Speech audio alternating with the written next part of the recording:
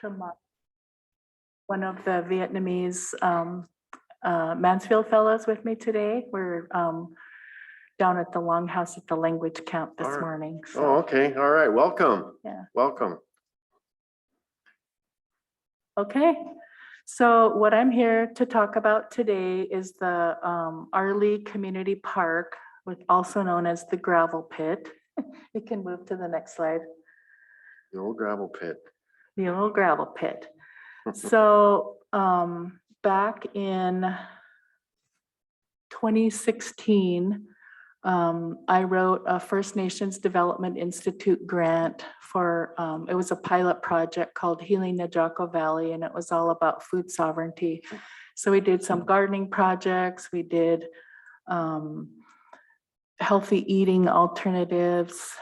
And one of the things that we wrote into the grant was some dry meat racks for the Arlee community because we didn't have any, you know, like for wakes and everything. Yep. So this is a picture of the park in June before we mowed. And if you want to go to the next slide, we've had like one day in June where it didn't rain in Arlee. So Curtis and Davey went down to mow. Davey had this big old mower on the back of his tractor, and he made one round and a belt broke. So Curtis has been out there weed eating, and so I got a big portion of it done. If you want to go to the next slide. Yeah, it was waist high. Yeah. This was how it looked last night. He got partway through it. You can go to the next slide. And these are the 4 raised beds that I put in 2016. The next slide.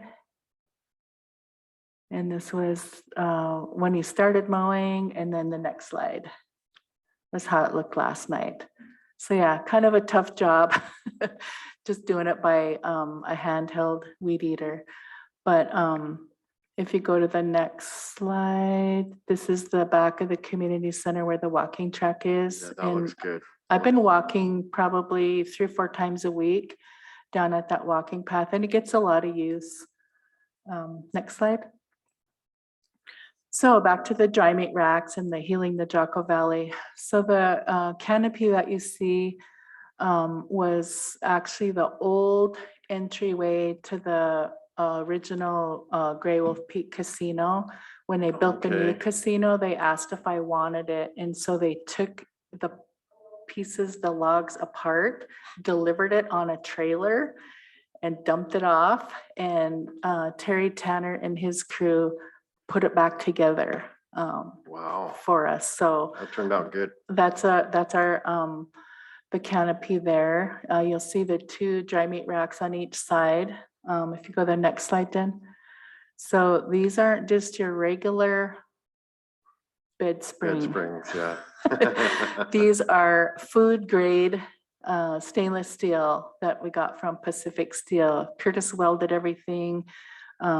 We put them in concrete so they don't walk, and kind of bolted on the tin, but it's real easy to take off. So they get a little bit of use down there. You go to the next slide.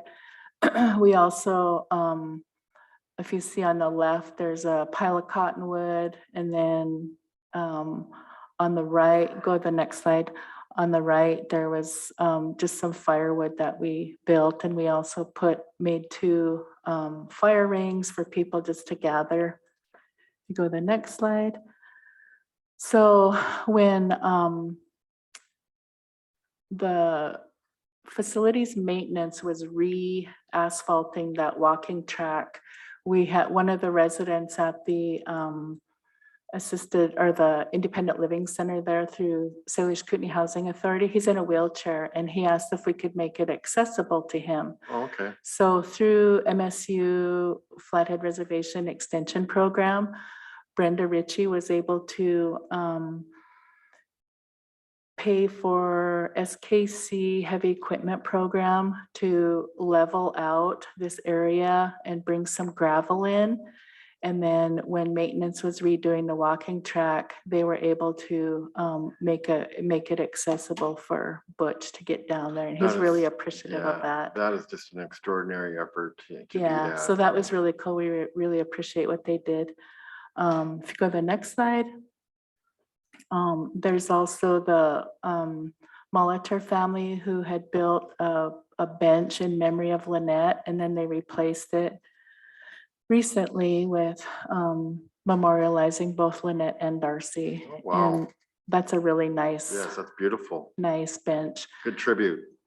So there's a couple other benches and old picnic tables there that really need some love, but I really like this one because it looks like it's stone or concrete, and we kind of want to use that as a template for further development.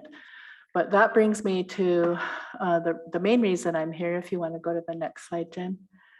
So this is a bandstand or a shelter that it's currently at the Arlee CDC, which is the old hanging art Yeah. gallery parking lot.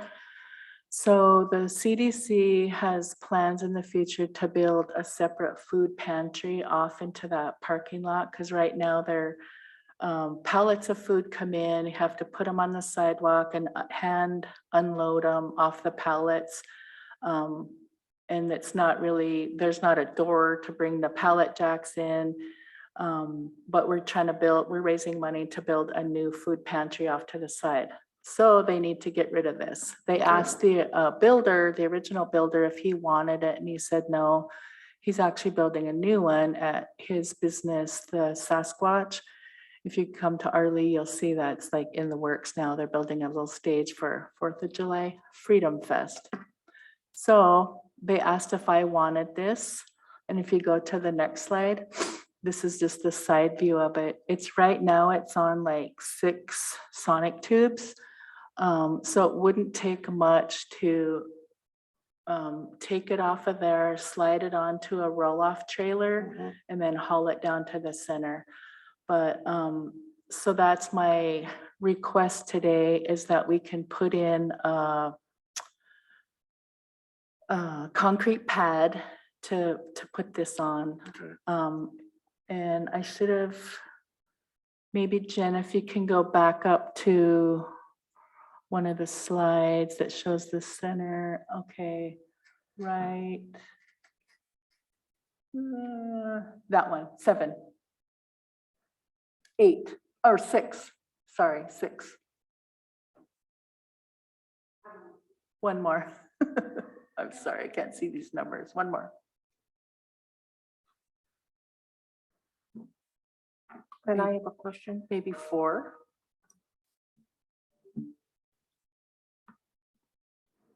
Did you have a question? Carol? I have a question, Shelley. Have you looked at doing blacktop instead of cement because of the rebar and the cost of cement? We're doing some work down in Dixon, kind of similar stuff.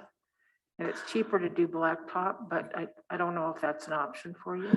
So if you look at this slide, between that little tree and that pile of debris is where we want to put this. And it's kind of a natural amphitheater down there. And when I first started working on this park, you could just see the potential. So again, Brenda Ritchie with MSU Flathead Reservation Extension Office, she wrote into a grant this year. The grant is entitled Culture as Prevention, and it has to do with mental health, positive mental health. So she actually wrote in a few $1,000s to help me with this project. And I got a bid yesterday, and it's well below what she put in.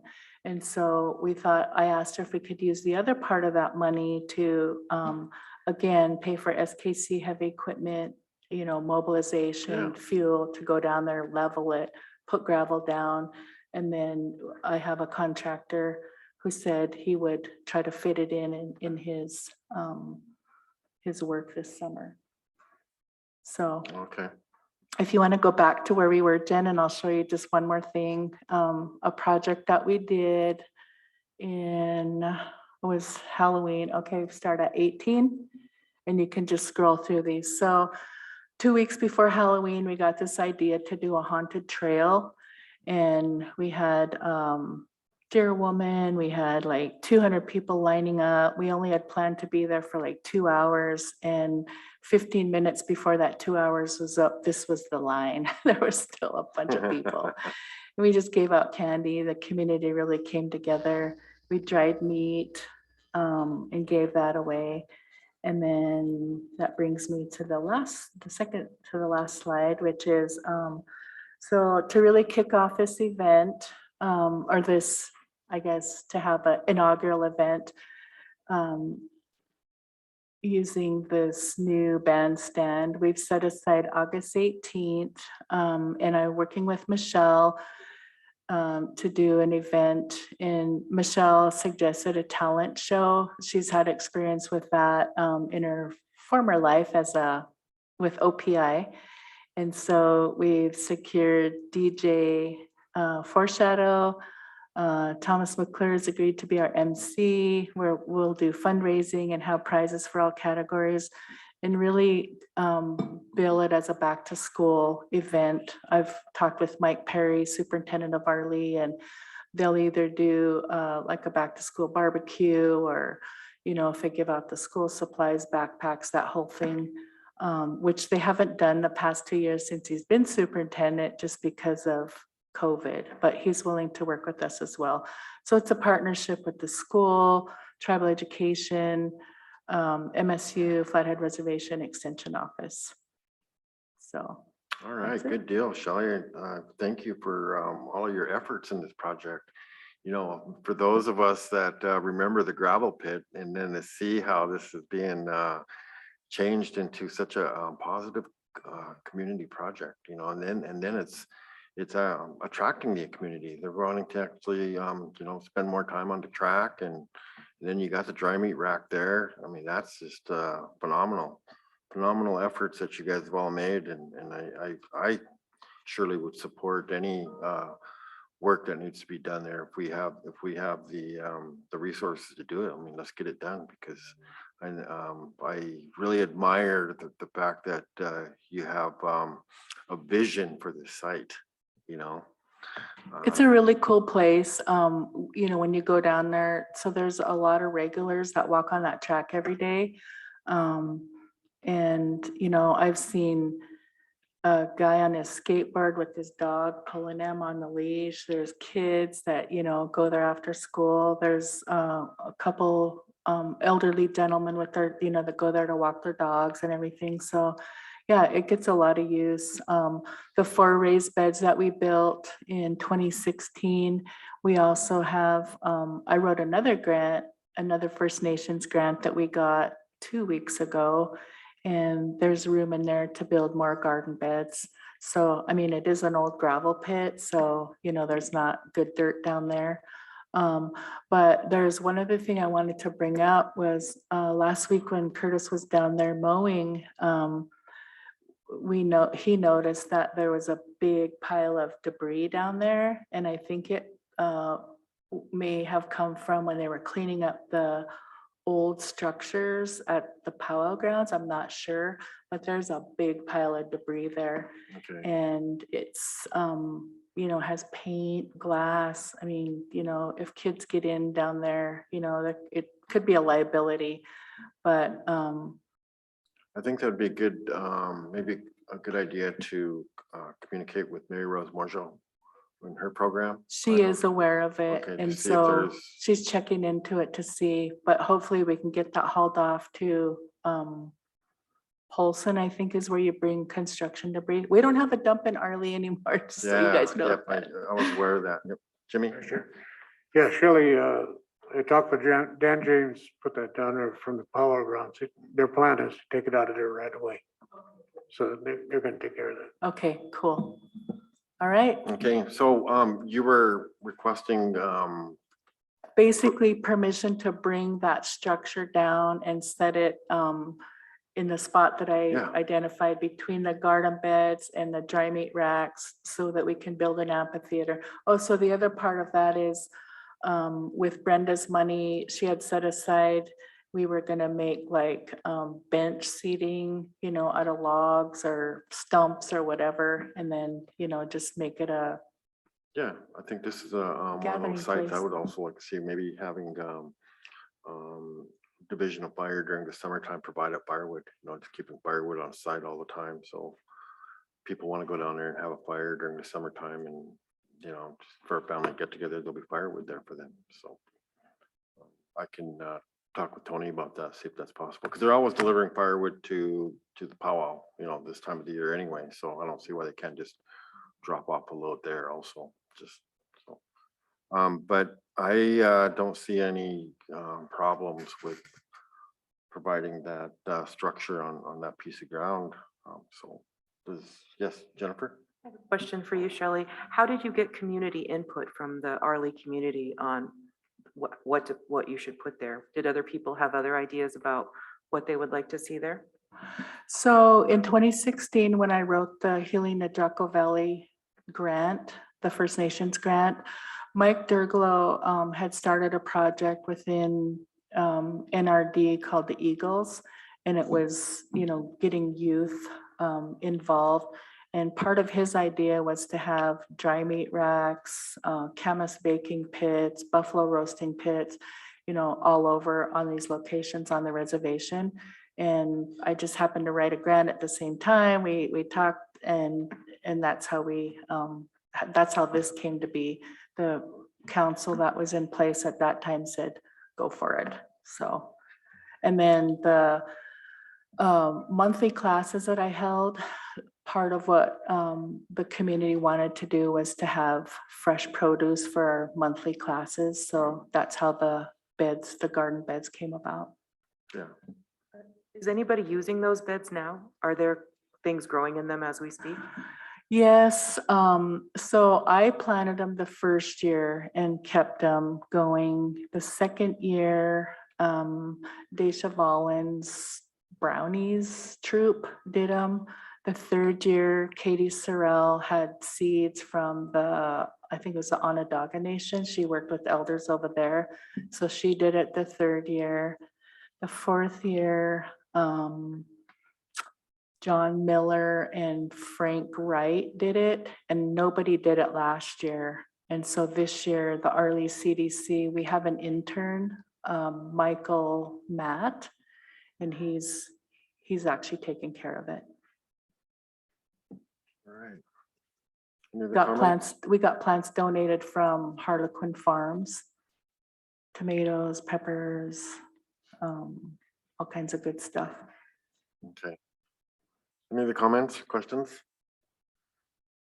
Okay, I think we just need a consensus of allowing this structure to get put on tribal property. Jennifer? Okay, Jimmy? All right, well, Shelley, I really appreciate you and Curtis's volunteer time that you guys have done to try to enhance the community. It just looks beautiful, changing that particular site around and changing it into something positive. So I know it takes a lot of work to do that. So we continue to support you. And, Thank you. Look forward to seeing it at the end when it's all done. And Yeah, it's a work in progress. Yes. But if you go to the POW, stop by and see it. I will. Check it I out. sure will. Okay, good to see everyone. Okay, thanks for Have a coming in, good day. Shelley. Yep.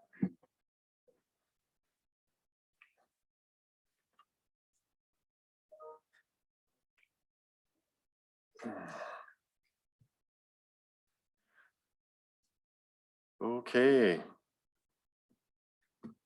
think our last agenda item is legal department.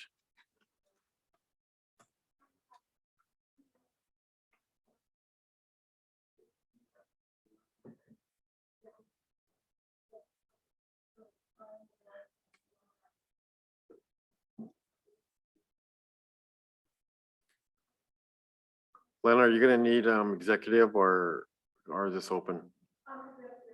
Okay,